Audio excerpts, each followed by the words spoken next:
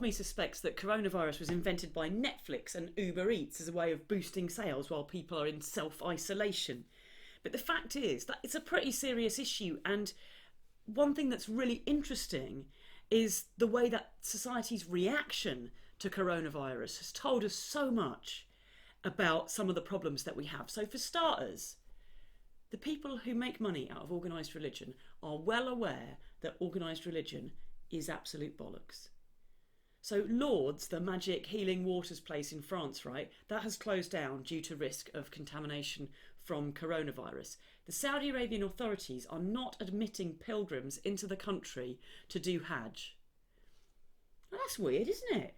So you've got the magic healing waters, but oh no, you couldn't possibly get in there with a bit of a cough. Like, what the hell? If you really believe those are magic healing waters, you should be ringing up everybody you know with coronavirus and being like, send them over. We got this. What's that? At increased risk of death? Come and do a pilgrimage here. It will give you untold wealth in the afterlife. Oh, but amazingly, you are not doing that. It is almost like you are well aware that it is bollocks, right?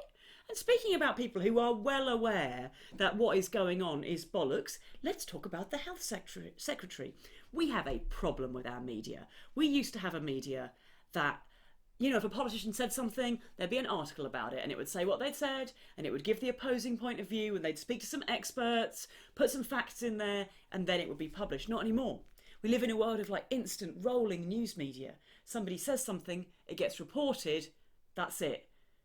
And then if there's any further like information on the subject, that gets reported later. It's not being collated sensibly for us. And the Conservatives know this, right? So Matt Hancock, the Health Secretary, he's asked in a press conference what he's doing to prevent food shortages. And he says, I'm talking to the supermarkets. And that goes in all the papers, online, immediately. And then the supermarkets reply and they're like, Matt who? They've never freaking heard of the guy. He hasn't rung anybody up. So he's doing nothing, and worse still, he's just lying about it, and worse still, the media are just letting him get away with that. He's not being... They literally put it straight online without even bothering to do a basic fact check. Has the bloke been into Lidl's? No, he ruddy well hasn't. Nor have any of the Conservatives. That's kind of the point. Meanwhile, are the media focusing on the important issues? No, they're really not, right? 2 weeks ago, the Labour Party put a motion into Parliament to close down the tax havens and cut back on corporate tax avoidance.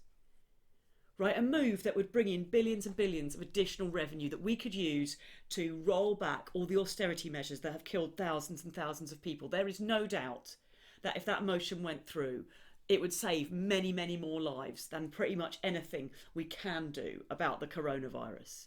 But did you see the coverage?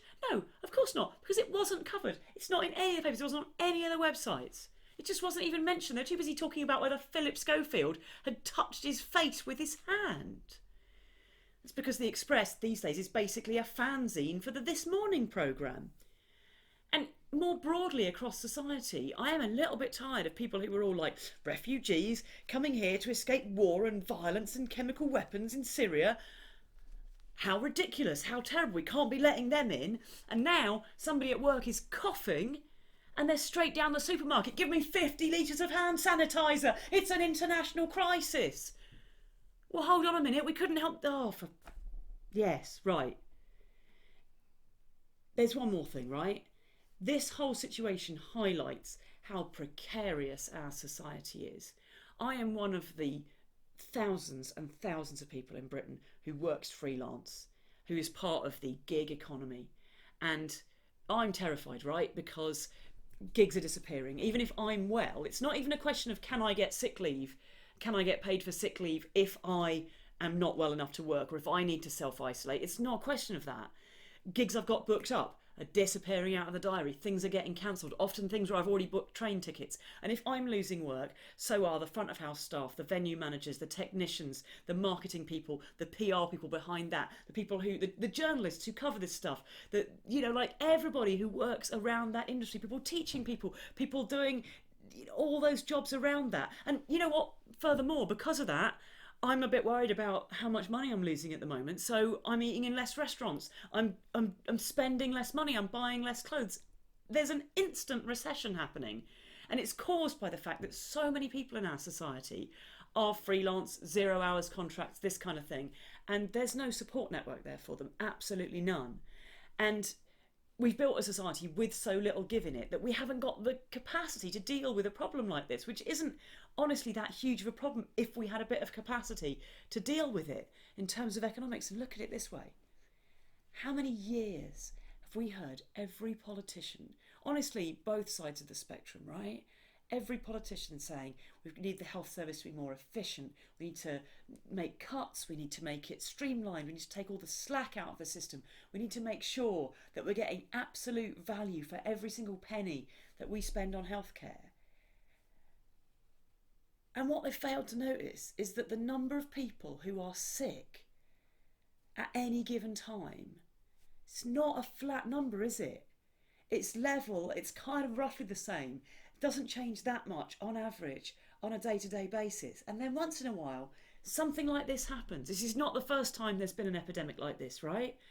And suddenly there's a load of extra ill people. And then it might come to your attention that it would have been a really good idea to have some slack in the system, to have some spare beds in hospitals, to have some empty wards, to have some medics not busy, ready to up and take on the new challenge. And instead of which, we are not prepared for it. And we knew we were not prepared for it. We've made a mess of it by being stingy at every single stage. And what we need now is somehow to find the money to sort this situation out and keep the economy going and keep the health service going and support those people who are losing out because of this instant coronavirus related recession. And also make it safe and economic for people to be able to self-isolate and to be able to do the sensible thing and to be able to buy the medical supplies that they need and get the support they need. And where the hell could that money come from? I mean, there is, of course, well, there's one place. I mean, you probably haven't heard much of... Yeah, the fucking tax havens, right? Yeah, that would do that would be the answer, wouldn't it? Yeah, but I mean, we wouldn't want to talk about that in the public domain, would we? Because